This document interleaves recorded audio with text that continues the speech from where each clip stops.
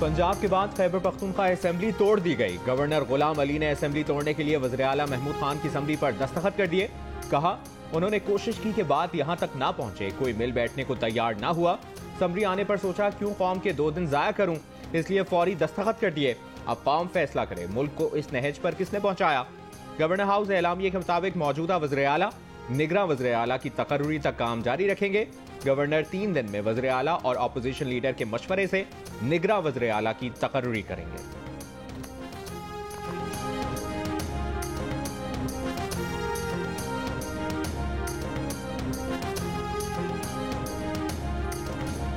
रहनुमा पीटीआई फवाद चौधरी ने कहा 2 असेंबलियां टूट गईं, 10-15 दिनों में विफाकी हुकूमत से भी जान छूट जाएगी। 2 असेंबलियों के इंतखाबात की शक्ल में 60% मुल्क इलेक्शन की तरफ जा रहा है। विफाक जिद छोड़कर आम इंतखाबात करवाए। रहनुमा पीटीआई शाह महमूद कुरैशी ने दावा किया कि नून लीग के कुछ अरकान पीटीआई में आने के लिए राब्ते में हैं। मुल्क को भंवर से निकालने का वाहिद हल आम इंतखाबात हैं।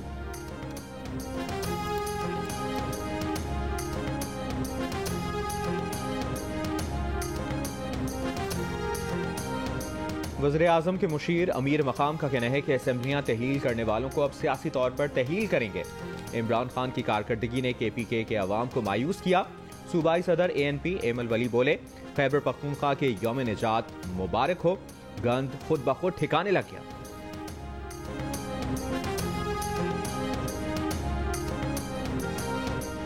कौन बनेगा निगरां वज़ीर आला पंजाब? परवेज इलाही और हमजा शहबाज निगरां वज़ीर आला पर मुत्तफिक ना हो सके। गवर्नर बलीगुर रहमान ने बॉल स्पीकर के कोर्ट में डाल दिया। नवाज शरीफ ने कहा हमजा शहबाज ने बहुत अच्छे नाम दिए। राना सनाउल्लाह बोले वज़ीर आला और अपोजिशन लीडर का इत्तफाक ना होने पर निगरां वज़ीर आला अब चीफ इलेक्शन कमिश्नर फाइनल करेगा।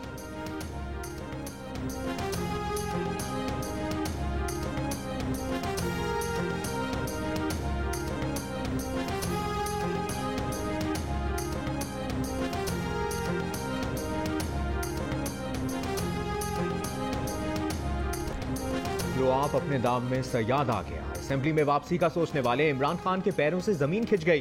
स्पीकर ने तहरीक इंसाफ के 35 अरकान असेंबली के इस्तीफे मंजूर कर लिए। इलेक्शन कमीशन ने डी नोटिफाई कर दिया। शाह महमूद कुरैशी, फवाद चौधरी, असद उमर, असद कैसर, हम्माद अजहर, अली जैदी, परवेज खटक, अली अमीन गंडापुर के इस्तीफे मंजूर। उमर अयूब, कासिम सूरी, शहरियार आफरीदी, शफकत महमूद, नूरुल हक कादरी, मुराद सईद, कमल शोजिब और आलिया हमजा भी रुकन असेंबली ना रहे। चीफ विप आमिर डोगर और इमरान खान के इत्तेहादी शेख रशीद अहमद का इस्तीफा भी मंजूर कर लिया गया। 35 इस्तीफों की मंजूरी के बाद असेंबली में तहरीक इंसाफ के अरकान की तादाद 70 रह गई। चेयरमैन तहरीक इंसाफ इमरान खान पहले ही रुकन असेंबली नहीं तो शगाना केस में नाअहल किया जा चुका है। अक्टूबर के ज़िमनी इंतखाब में इमरान खान ने 6 नशिस्तें जीती, लेकिन उन पर अब तक नोटिफाई नहीं हो सके।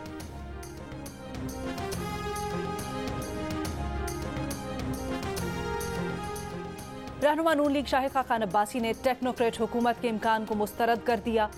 एक इंटरव्यू में उन्होंने कहा कि ऐसी बात अगर उनकी अपनी जमात से भी की गई तो वो उसकी मुखालफत करेंगे। वो सियासतदान हैं, किसी गैर जमहूरी अमल की हिमायत नहीं कर सकते। कुछ लोग कंपनी की मशहूरी के लिए ऐसी बातें करते हैं। उन्हें मौजज़ात का शौक है, चाहते हैं रातों रात मुल्क के हालात ठीक हो जाए।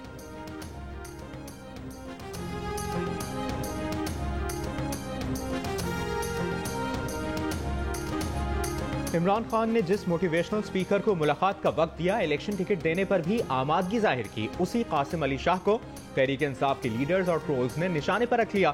पहले सोशल मीडिया पर टिकट मांगने और सियासी मुखालफिन को मुआफ करने का मशवरा देने पर तनकीद का निशाना बनाया गया। अब PTI रहनुमा उस्मान डार ने कहा है कि अगर उन्हें कासिम अली शाह के सियालकोट चैम्बर आने का पहले पता चल जाता तो वो इस शोबदेबाज का इस्तकबाल अंडों और टमाटरों से करते। कासिम अली शाह ने कहा कि इमरान खान के गिर्द सारे झूठे लोग जमा हैं। तहरीक इंसाफ में इंसाफ नहीं है, इनके बच्चों को भी नहीं बख्शा जा रहा।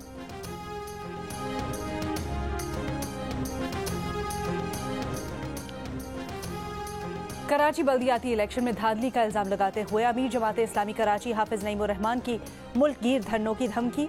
कहा बल्दियाती इलेक्शंस के नताइज में हेरा फेरी की गई है। पीपल्स पार्टी कराची के अवाम का मैंडेट चुराकर जश्न मना रही है।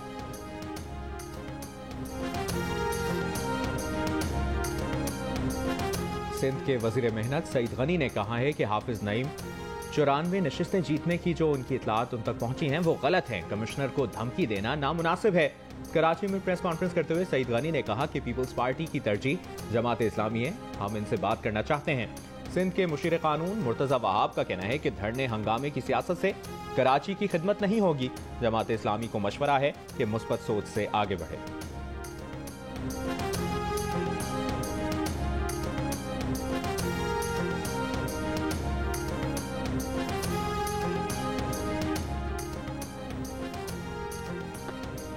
कराची में विफाकी उर्दू यूनिवर्सिटी गुलशन इकबाल कैंपस में सियासी जमातों की एक दूसरे के खिलाफ नारेबाजी। एक सियासी जमात का बल्दियाती इंतखाबात के वोटों की दोबारा गिनती का मुतालबा, दो सियासी जमातों का गिनती न करने पर जोर।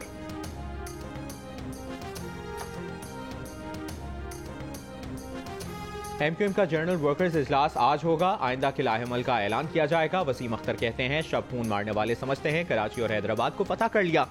हकीकत यह है कि कराची और हैदराबाद के अवाम ने एमक्यूएम की आवाज पर लब्बैक कहा। इतनी धांधली के बाद भी पीपल्स पार्टी को 2.5 लाख वोट पड़ा।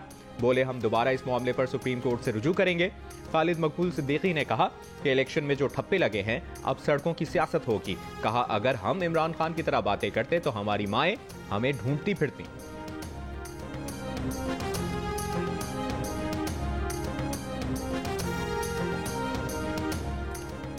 रहनुमा पीटीआई शीरी मजारी ने कहा है वजीर आजम को उन मामलात पर नहीं बोलना चाहिए जिन पर उनका जहन वाजे नहीं। सरबराह हुकूमत का भारत से मुज़ाकरात की भीख मांगते हुए ये बयान मज़हिका खेज है कि पाकिस्तान ने सबक सीख लिया है। मौजूदा वजीर आजम महज पाकिस्तान के मौक़िफ़ को कमज़ोर कर रहे हैं।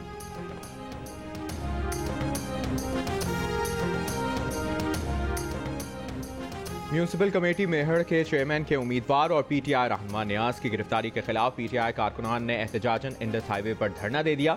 टायर जलाकर ट्रैफिक मुअत्तल करा दी। मुजाहिरीन का कहना है कि म्यूनिसिपल कमेटी मेहड़ में अक्सरियत हासिल करने पर चेयरमैन के उम्मीदवार और पीटीआई जिला दादू के जनरल सेक्रेटरी को बिला जवाज गिरफ्तार किया गया है। एहतजाज के बायस मेहड़ शहर में कारोबारी मराकज बंद हैं।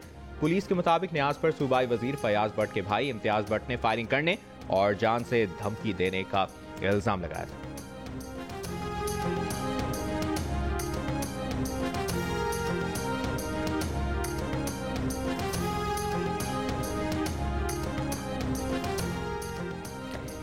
जामशोरों की तहसील में हंगामा आराई, जलाओ घेराव। पुलिस के मुताबिक कौम परस्त जमात के कारकुनों ने अहलकारों पर हमला किया, पथराव किया। जवाब में पुलिस ने लाठीचार्ज और शेलिंग की। झड़पों में एसएचओ और कई अहलकार समेत मुतअद्दिद अफराद जख्मी। मुश्तइल अफराद ने 2 पुलिस वैन्स को आग लगा दी।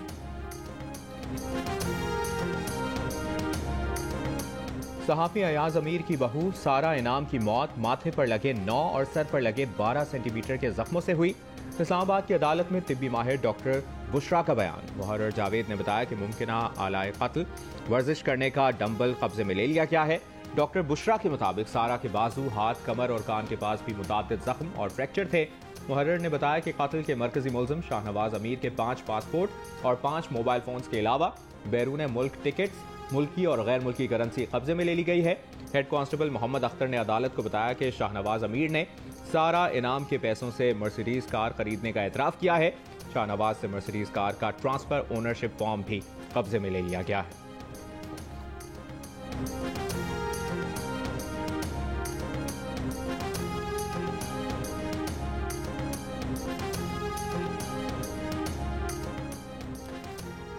पाकिस्तानी सीमेंट की दूसरी खेप अमरीका रवाना। 37,500 टन सीमेंट $60 फी टन के हिसाब से $22,50,000 की है। Nishat DG Khan cement group के एग्जीक्यूटिव डायरेक्टर फरीद फजल के मुताबिक पाकिस्तान साल में 6.5 करोड़ टन सीमेंट पैदा कर सकता है। मुल्की खपत 4.5 करोड़ टन है। इजाफी 2 करोड़ टन सीमेंट एक्सपोर्ट किया जा सकता है। गवर्नर स्टेट बैंक ने अगले हफ्ते से मुल्क में डॉलर्स आने की नवीद सुना दी। कहा अब ज़र मुबादला के ज़खायर बढ़ना शुरू हो जाएंगे। प्रेस कॉन्फ्रेंस में गवर्नर स्टेट बैंक का कहना था कि मजीद डॉलर्स आते ही मजीद इंपोर्ट की सहूलत देंगे। ताजरों को इंपोर्ट के लिए अपने डॉलर्स का बंदोबस्त करने की इजाज़त है। एक सवाल पर गवर्नर ने कहा कि डॉलर्स के मामले पर बैंक्स के खिलाफ तहकीकात मुकम्मल हैं, जल्द एक्शन लिया जाएगा, किसी बैंक को नहीं छोड़ेंगे। रिपोर्ट 23 जनवरी को सामने आएगी।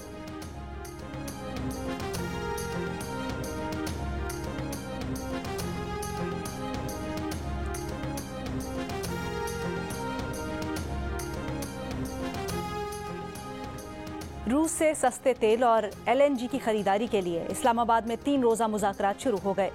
रूसी माहिरीन और पेट्रोलियम डिवीजन के हुकाम और माहिरीन में वफूद की सतह पर बातचीत। पाकिस्तान स्ट्रीम गैस पाइपलाइन की तामीर का मामला भी एजेंडे में शामिल।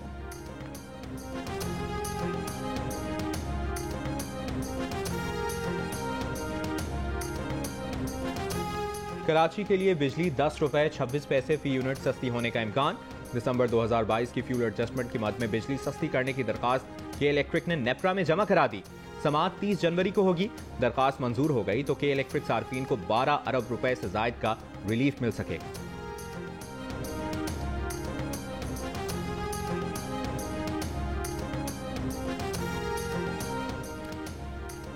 मेयो अस्पताल लाहौर में दवाओं और सर्जिकल के सामान की किल्लत से मरीज परेशान। ऑपरेशंस का अमल मुतासिर हुए 1 हफ्ता हो गया। अस्पताल में दाखिल मरीज खुद दवाएं खरीदने पर मजबूर। CEO डॉक्टर हारून के मुताबिक दवाओं की किल्लत पूरा करने की कोशिश कर रहे हैं। बर वक्त टेंडर न होने से दवाओं की किल्लत पेश आ रही है। सहाबा किराम अहले बैत उम्महातुल मोमिनीन की तौहीन की सजा बढ़ाने का बिल कौमी असम्बली में मंजूर। रुकन जमात इस्लामी मौलाना अब्दुल अकबर चित्राली के पेश करदा बिल में कम अज कम सजा 10 साल और ज्यादा से ज्यादा उम्र कैद तजवीज की गई है।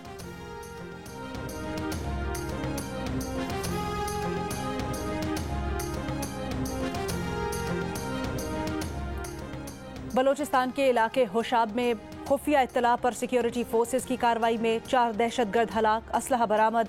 सिक्योरिटी जराये के मुताबिक हलाक दहशतगर्द सिक्योरिटी फोर्सेस और शहरियों पर हमलों में मुलव्विस थे।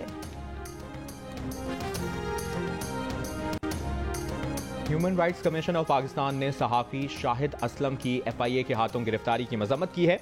एक बयान में HRCP ने कहा कि इस गिरफ्तारी से न सिर्फ आज़ादी इजहार राय के हक की पामाली हुई है बल्कि इस्लामाबाद हाई कोर्ट के इस हुक्म की भी खिलाफ वर्जी हुई है जिसमें FIA को पाबंद किया गया था कि किसी भी सहाफी से पूछताछ करना हो तो PFUJ को मुतला किया जाए।